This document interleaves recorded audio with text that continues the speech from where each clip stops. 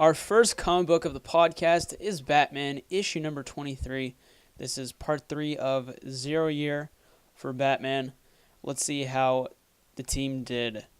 So the comic opens up with what happened last issue was in the past when Bruce was a kid. His father was trying to get him out of the hole. And then we immediately cut to what happened. Basically, last issue was the Red Hood gang blew up this building that Bruce was in. So they confront Bruce, and they just start beating the shit out of him, talking about how his parents' death inspired them to, kind of make the gang, and he hopes that his death will inspire someone else to do the same. And unfortunately, they don't kill him because the building's on fire and it's coming down.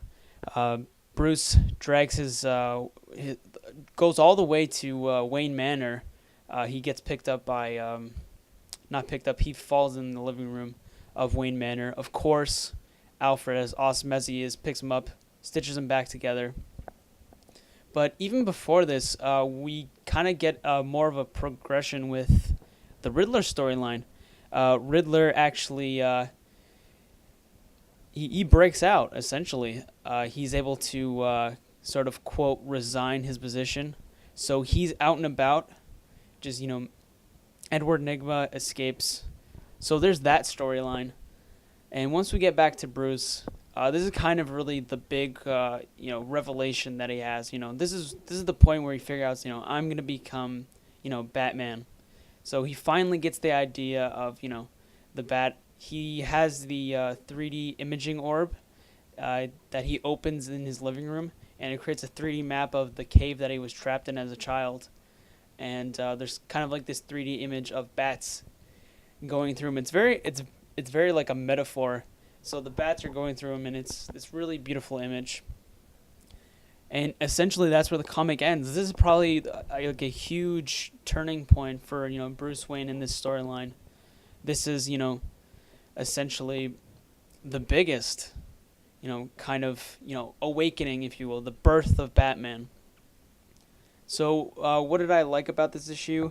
Writing's really good. Scott Snyder still proves that he knows how to write Bruce Wayne. Really good dialogue between, Red Hood gang, their leader, and Bruce when he's in the burning house. He makes some crazy points about his parents' death, which are kind of disturbing when he thinks about it, how he was inspired to make the gang based on his death. Bruce's parents' death. Another huge thing I need to talk about. Greg Capullo's art. It's just so good. It's so good, especially in this issue. It's just like a giant buffet of just awesome art. And of course the inking too. The inker, Danny Miki. If you take Greg Capullo's art and his ink, it's just brilliant. It works so perfectly together, especially for the final scenes, as I described to you. And I'm obviously going to put photos on the screen. It's so good. It is just so good. It's one of the strongest art that Greg Capullo has ever done. And even before that, even besides that scene, just how he draws Bruce Wayne just beaten, battered, and ultimately he's destroyed. He's just broken.